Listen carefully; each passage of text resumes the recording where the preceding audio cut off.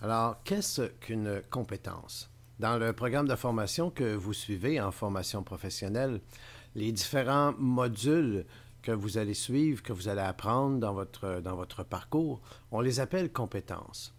Alors, pourquoi on les appelle ainsi? En fait, l'objectif n'est pas de former des étudiants qui vont seulement réussir un examen et obtenir une note de passage. En formation professionnelle, on veut vous préparer pour le marché du travail et on veut que vous soyez des personnes compétentes. Donc, le terme compétence est un terme approprié. Une compétence, c'est un pouvoir d'agir, de réussir et aussi de progresser. Donc, l'objectif, en fait, est de vous donner des outils qui vont vous permettre, oui, de réussir votre cours, de réussir votre examen, d'obtenir votre diplôme, mais ensuite de vous préparer à pouvoir continuer sur le marché du travail et ainsi progresser tout au long de votre carrière. Une compétence, ça va vous permettre de réaliser adéquatement les tâches, les activités de travail qui sont fondées en fait sur ce qu'on appelle un ensemble organisé de savoir. Donc, c'est savoir, savoir-être et savoir-faire. Donc, si on détaille un peu chacun des éléments de ce petit graphique, nous avons d'abord le contexte. Donc, le contexte dans lequel vous allez apprendre votre métier est un contexte scolaire, effectivement, mais nous allons essayer de vous mettre le plus possible dans un contexte qui est le plus proche possible de celui du réseau de la santé. Donc, de vous mettre dans des contextes de laboratoire, de par les différents laboratoires qu'on a, de par les différents exercices qu'on va vous apprendre également. Les savoirs sont les savoirs théoriques, bien entendu. C'est sûr que dans l'apprentissage, il y a tous ces savoirs concernant les soins d'hygiène, l'alimentation, les déplacements, les besoins fondamentaux des individus, etc. La contamination, l'asepsie, toute cette approche-là théorique a un but, en fait, c'est de vous faire mettre en pratique, donc par le savoir-faire. Donc, dans les laboratoires, appliquer les techniques et les principes que vous allez apprendre tout au long de votre formation à travers les différentes compétences que vous allez acquérir durant votre programme. Bien entendu, tout cela s'ajoute un autre savoir qui est le savoir-être. Donc, le professionnalisme, l'éthique professionnelle, qu'est-ce que c'est que d'être un intervenant en soins d'assistance à la personne? Donc, ce n'est pas tout d'avoir la théorie, ce n'est pas tout d'être capable de faire les bons gestes, mais il faut aussi savoir-être. Le savoir-être, c'est un savoir-faire relationnel. Étant donné qu'on est en relation aidante, bien, cet aspect-là est bien important. Souvent, peut-être un peu négligé, parce que lorsqu'on est dans un contexte scolaire, l'étudiant a tendance à vouloir apprendre en fonction seulement d'un examen. Or que ce que nous apprenons en formation professionnelle, c'est un métier, pas seulement un examen. Et s'il nous manque certains aspects des savoirs, bien, on ne sera pas compétent. On peut être connaissant, on peut avoir de la connaissance théorique et du savoir-être, mais dans le savoir-faire, être moins efficace. On va être quelqu'un qui connaît notre métier, mais qui n'est pas nécessairement capable de le faire. Quelqu'un qui n'a que le savoir et le savoir-faire peut être très performant dans son métier, dans ses gestes qu'il a à poser. Par contre, dans la relation avec la clientèle, avec ses autres collègues de travail, ça peut être déficient. Et quelqu'un qui n'a que le savoir-être et le savoir-faire, mais qui manque au niveau de la connaissance théorique, va être un exécutant, mais va manquer d'autonomie. Il va faire ce qu'on va lui demander, mais généralement, il n'ira pas plus loin. Donc, l'objectif, finalement, qui est visé, c'est de maîtriser, dans le contexte de l'apprentissage de notre métier, ces différents savoirs qui sont savoir, savoir-faire et le savoir-être pour devenir des personnes compétentes. Maintenant, dans votre apprentissage, vous allez passer à travers plusieurs niveaux de difficulté, en fait, pour acquérir les compétences requises pour exercer votre métier. On a défini le premier niveau, en fait, comme celui du survivant.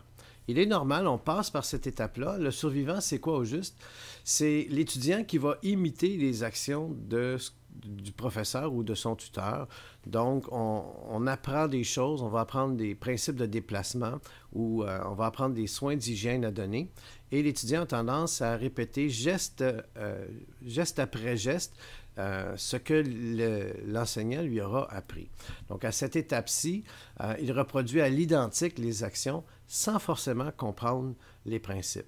C'est normal, ça fait partie de notre processus d'apprentissage. Quand on apprend une nouvelle chose, généralement, c'est ce qu'on fait. On imite celui qui nous l'apprend. Mais il ne faut pas se contenter de ce niveau-là. On veut devenir des personnes compétentes et non pas des imitateurs. Donc, on veut passer à un niveau supérieur. Le niveau qui suit, c'est celui de l'apprenti. Il va être capable d'appliquer avec aide les différents savoirs qu'il va apprendre. Il va être capable de se mettre dans certains contextes et contextualiser ces différents acquis, ces différents apprentissages qu'il aura eus durant sa formation. Capable aussi d'avoir une certaine habilité à la réalisation de ses tâches, mais à cette étape-là, il le fait sous la supervision un petit peu, là, avec aide d'un tuteur.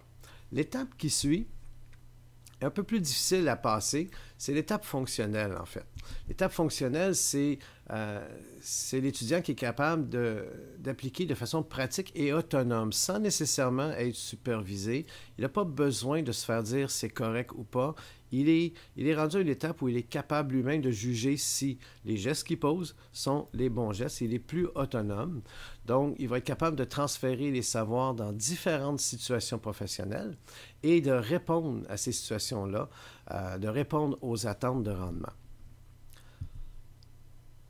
Le niveau de la maîtrise, donc le quatrième niveau de difficulté dans l'acquisition de nos compétences, celui d'être capable de résoudre des problèmes en fonction d'une situation particulière donnée au travail.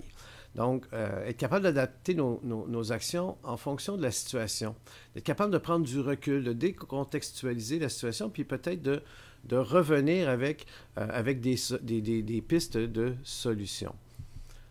Le niveau expertise, on entre maintenant dans la possibilité d'être capable d'exercer son jugement critique par rapport aux différentes situations de travail. Donc, on est capable de gérer des situations de travail qui sont incertaines. On est capable de sortir du cadre de toujours faire la même chose, donc de sa zone de confort et d'aller vers l'inconnu, l'incertain, et être capable d'y répondre pour finalement, sixième étape, qu'on appelle l'excellence. Donc, sixième niveau, l'excellence, on est capable d'appréhender, de maîtriser le changement et également d'innover à partir des différentes situations de travail.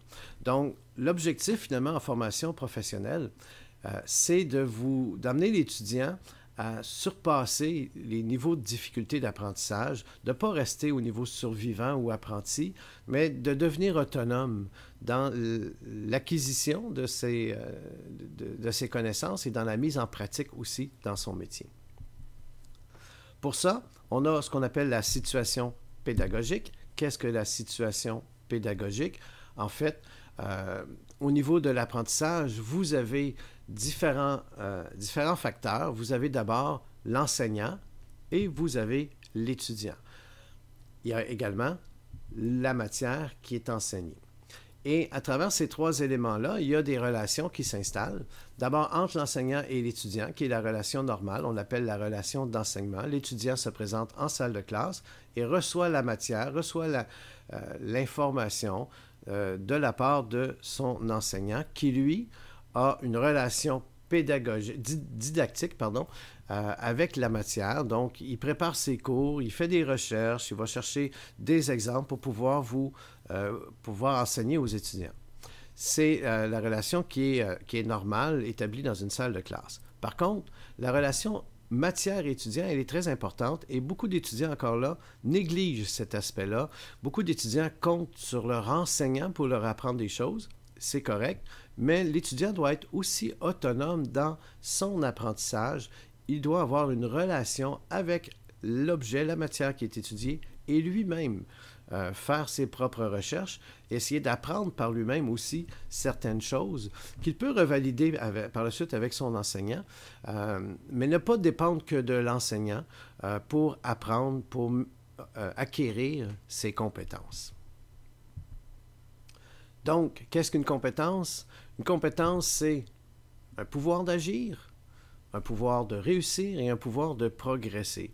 Et on obtient ce pouvoir-là dans nos relations pédagogiques. Donc, à partir de la situation pédagogique, on apprend de par notre enseignant. On peut aussi nous-mêmes apprendre, devenir autonome. Cela va nous permettre de réaliser adéquatement nos tâches et nos activités en fonction de la situation de travail qu'on va rencontrer dans notre métier.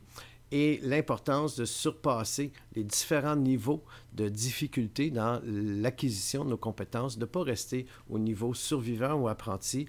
On veut aller vers l'expertise, on veut devenir des experts. Donc, le programme scolaire, en fonction des compétences, est un programme qui va vous permettre d'avoir les bases pour acquérir les savoirs que vous avez besoin dans votre métier, mais une fois sorti de l'école, de poursuivre votre perfectionnement pour devenir des experts dans votre profession. Alors, c'est une petite vidéo qui résume un peu ce qu'est une compétence, pourquoi on appelle ça des compétences. Donc, on pourra rediscuter de cela, si vous voulez, en salle de classe. Merci, à la prochaine.